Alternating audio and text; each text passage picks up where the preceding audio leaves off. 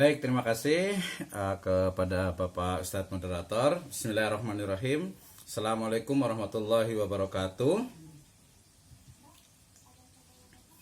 Alhamdulillahirrabbilalamin. Wassalatu wassalamu ala asrafil anbiya'i wal mursalin habibana wa nabiyyana Muhammadin sallallahu alaihi wasallam wa ala alihi wa ashabihi wa man tabi'ahum bi ihsanin ila yaumiddin wa ba'd. Qala Allah Ta'ala fi kitabihil karim. A'udzu billahi minasyaitonir rajim. Bismillahirrahmanirrahim. Ya ayyuhan nasu taqu rabbakumul ladzi khalaqakum min nafsin wahidah wa khalaqa minha zawjaha wa batha minhuma rijalan katsiran wa nisaa. Wattaqullaha alladzi tasaaluna bihi wal arham innallaha kana 'alaikum raqiba. Wa qala azza wa jalla aidan, a'udzu billahi minasyaitonir rajim. Ar-rijalu qawwamuna 'alan nisa'i bima faddalallahu ba'dahum 'ala ba'd fa bima anfaqu min amwalihim. Wa qala aidan azza wa jalla wa atidzal qurba haqqahu wal miskina wabnas sabil wa la tubadzir tabdzira. Wa qala Rasulullah sallallahu alaihi wasallam fi riwayatin rawahu Tirmidzi an Abi Hurairah radhiyallahu anhu qala Rasulullah sallallahu alaihi wasallam akmalul mu'minina imanan ahsanahum khuluqa wa khiyarukum linisaihim khuluqan. Wa aidan qala Rasulullah sallallahu alaihi wasallam matlul ghaniyyu zulmun fa idat ba'a ahadukum ala mali'i falyatba falyasba. Wa aidan qala Rasulullah sallallahu alaihi wasallam rawahul Bukhari wa Muslim innaka antadara warasataka aghniya'a khairum min antadarahum alatan yatakaffafunan nas. Amma ba'd fa inna asdaqal hadits kitabullah wa khairal huda Nabi sallallahu alaihi wasallam. Alhamdulillah, syukur kepada Allah Subhanahu wa taala adalah sebuah keniscayaan. Ia adalah alamah min alamatil iman, tanda-tanda dari keimanan seseorang. Syukur kepada Allah Subhanahu wa taala atas kenikmatan iman, Islam dan juga ihsan. Shalawat dan salam mari sama-sama kita panjatkan kepada junjungan alam habibana wa nabiyyana Muhammadin sallallahu alaihi wasallam, kepada seluruh ahlul baitnya, para sahabatnya, serta orang-orang yang senantiasa mengikuti jejak sunnahnya hingga akhir zaman.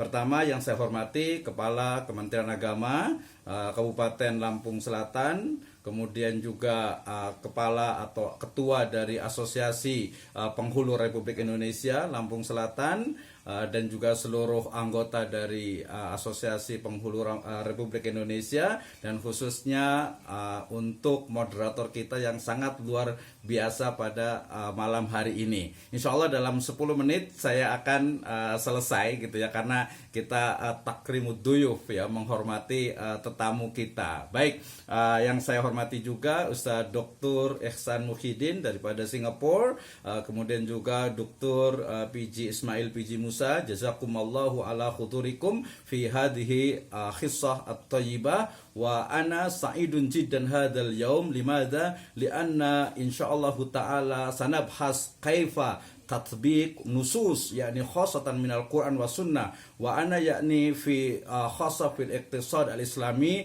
labudda alaina an nafham kaifa yakni nadhariyatul Quran fil iqtisad wa khassatan yakni fit tadbir fil usrah. Naam. Saya akan berbicara tentang terkait dengan yang tema yang saya bawakan, yaitu Al-Quran, keluarga dan manajemen keuangan. I think it's a very important for us and also for the new couple maybe ya. Ini sangat penting sekali, dan kita akan melihat bagaimana ya. Kita awali dengan salah satu dari agenda malam hari ini terkait dengan bagaimana Al-Quran itu adalah kalamullah dan dia menjadi satu pedoman hidup. Nah, kemudian di dalam Al-Quran nanti terkait dengan ayat-ayat yang berbicara tentang wajibnya untuk memenuhi dari kebutuhan manusia. Misalnya di Ali Imran ayat ke-14. Dan juga fitrah manusia ini dia harus selaras dengan syariah yang mulia. Nah, ketika fitrah ini kemudian dijalankan sesuai dengan syariah yang mulia, maka muncullah hak dan kewajiban. Nah, dari hak dan kewajiban ini kita akan bawa kepada how to manage our wealth in our family. Yes? Oke. Brother and sister, terima kasih. Saya awali dengan firman Allah Subhanahu wa taala yang ini selalu sekali sering kita dengar, is a very famous ya in our people. Allah Subhanahu wa taala berfirman, A'udzubillahi minasyaitonirrajim. Bismillahirrahmanirrahim. Alif lam mim. Dzalikal kitabu la raiba fi hudal lil muttaqin. Kitab Al-Qur'an ini tidak ada keraguan padanya.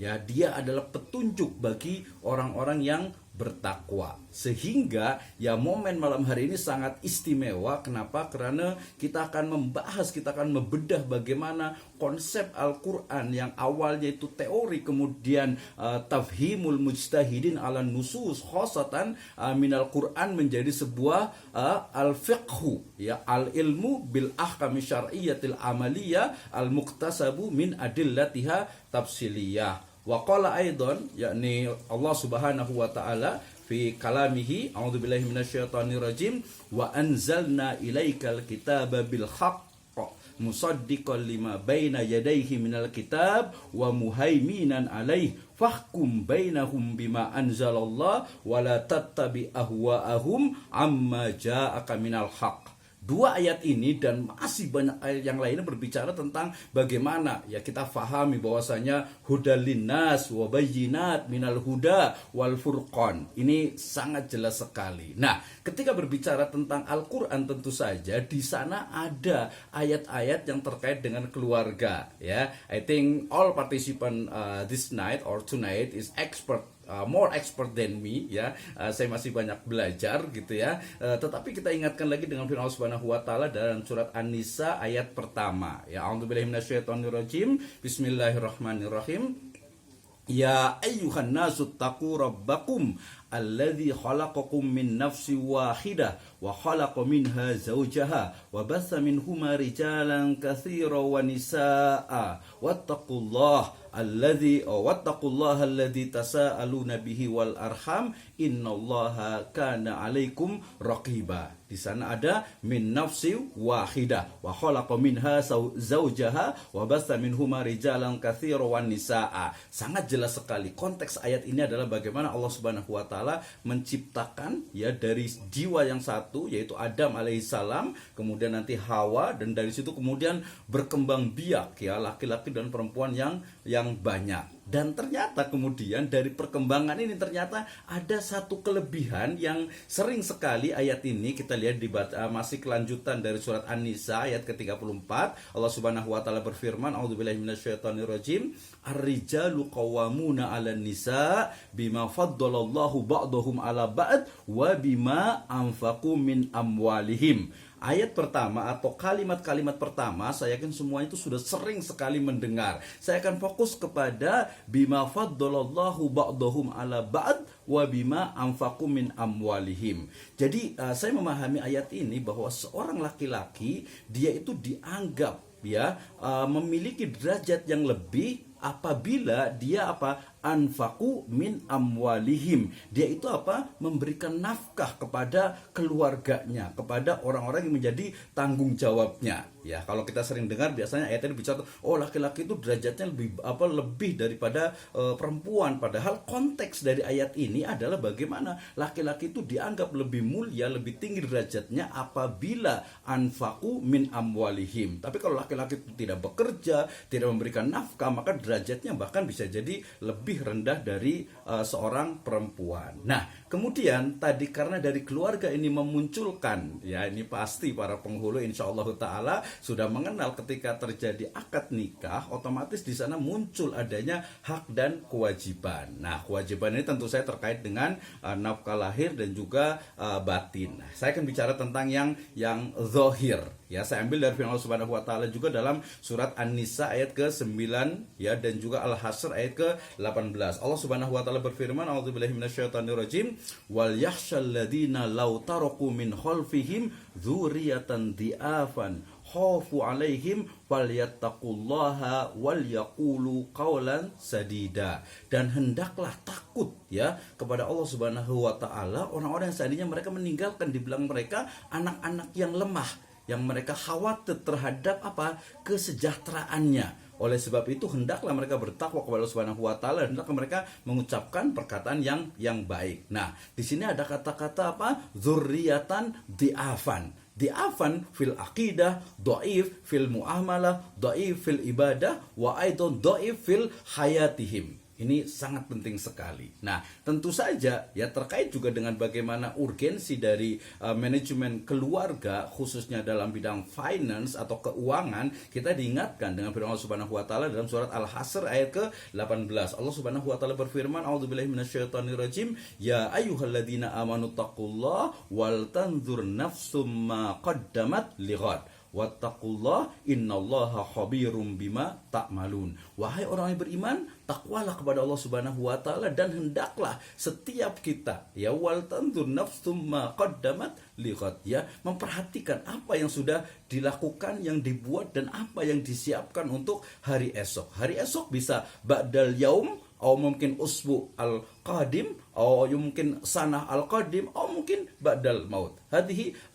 tafsir min al-ayah. Nah, dari sini kita bisa berarti memahami setelah ada hak dan kewajiban keluarga, kemudian muncullah ya bagaimana kewajiban untuk memberikan nafkah. Dan ternyata nafkah ini bukan hanya selama atau mungkin bukan hanya di awal, tetapi ketika dia masih ada, kemudian juga sampai bahkan di masa-masa yang akan datang, ketika mungkin terjadi musibah, ketika terjadi bencana, atau mungkin tiba-tiba meninggal terlebih dahulu. Jangan sampai kita meninggalkan ya keturunan yang lemah, baik lemah akidah, lemah ibadah, lemah muamalah, ataupun lemah tadi yang dalam hadis itu disebutkan meminta-minta kepada manusia. Nah, berarti ya ketika Al-Quran itu menjadi sebuah pedoman hidup, dan salah satu pedomannya itu adalah dalam berkeluarga, dan dalam keluarga itu memunculkan hak dan kewajiban, dan di antara hak dan kewajiban yang harus dikelola oleh keluarga itu adalah terkait dengan how to manage our wealth ya. Bagaimana sebenarnya family finance ya, how to practice, kaifa tatbik ya, kaifa nutabik ya, keuangan, bagaimana kita itu mempraktekkan dari manajemen keuangan keluarga. I think it's very important. Ini penting sekali, terutama nanti biasanya ketika para penghulu, saya lihat beberapa materi itu biasanya selalu ketika ada kursus Sujatin atau Binwin itu ya, dia kan bagaimana nih ternyata menikah itu dia bukan hanya fitrah saja, bukan hanya syariah dalam konteks yang sempit, tetapi di sana juga harus menyiapkan bagaimana ekonomi keuangan dari keluarga itu kuat, sehingga kemudian muncullah Samara Finance, bagaimana mengelola keuangan keluarga yang tujuannya adalah agar sakinah, mawaddah, warahmah itu bisa terpenuhi. Nah, ini saya yakin ibu dan bapak sekalian, seluruh partisipan sering mendengar ya, sering mengetahui juga bagaimana pola-pola dari manajemen keuangan keluarga. Oke, sudah 13 menit nih ya.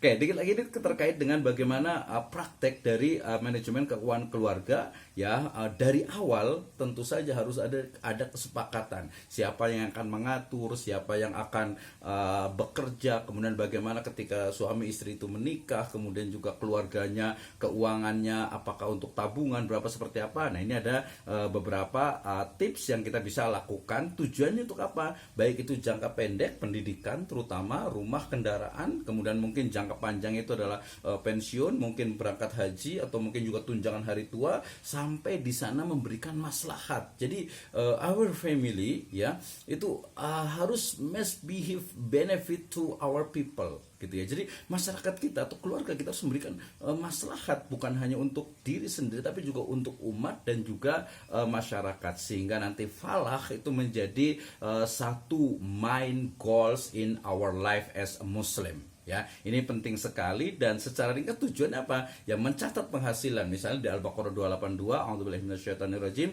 ya ayyuhalladzina amanu idza tadayantum bidainin ila ajalin musamma faktubu. Ya, kemudian di ayat sebelumnya di 275, wa ahallallahu al-bai' wa harrama riba. Ya, kalau ayat-ayat yang lain banyak sekali yang menunjukkan tentang hal-hal yang sifatnya itu bagaimana mendukung agar tujuan dari family finance ini bisa tercapai, mencatat penghasilan, perencanaan keuangan baik itu bulanan ataupun tahunan, ada evaluasi, ada perumusan peningkatan menuju falah, ini yang bisa kita lakukan. So the last but not least, ya, conclusion pada materi yang saya sampaikan bahwa Al-Quran sebagai pedoman hidup kita sebagai seorang muslim.